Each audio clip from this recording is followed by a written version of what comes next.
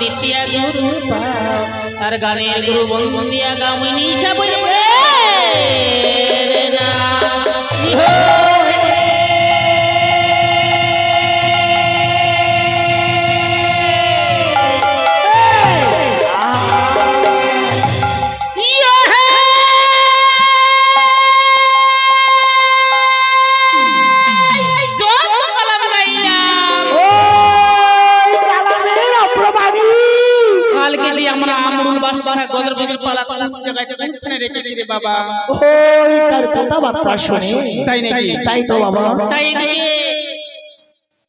আমরা পালাখানি রেখেছি জয়ারলি দয়া সত্যপীর।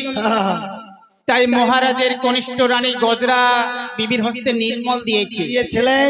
আমরা এই জায়গায় এই স্থানে আমরা পালা রেখেছি। আজকে এই স্থান থেকে পালা পরিচালনা করে সমাপ্তি করব।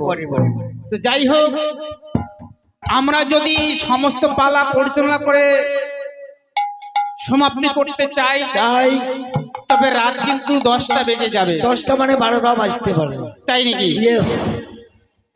তো যাই হোক, আমরা মৌখিক পালা পরিচালনা করে ভালো করে শুনে যাবেন। তার মধ্যে আমরা সময় সংক্ষেপে দুই একটা অভিনয় আমরা পরিচালনা করাবো। বেশ, ভেরি গুড। তবে পালা কোথায় রেখেছি?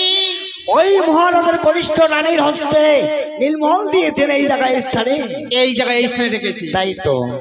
তবে নির্মল নিয়ে থাকি রচনী ভালো ভালো জানি এইদিকে কি ঘটনা হচ্ছে। ওই তার শিরোবাণী, ওই সতীন ঘরে কি ঘটনা যে সতীন হিংসা, বড় হিংসা, সতীন জ্বালা, ভীষণ জ্বালা, সতীন কাটা, ভীষণ কাটা। তাই 6 সতীনে পরামর্শ করে দাসীকে বলতেছে যে মা দাসী, তবে দেখো আচ্ছা ওই যে মহারাজ ওই ছোট্ট লোকের কাঙ্গালের মেয়েটাকে বাকুন্দার বন থেকে আবার ফিরে নিয়ে এসেছে। তাই তো।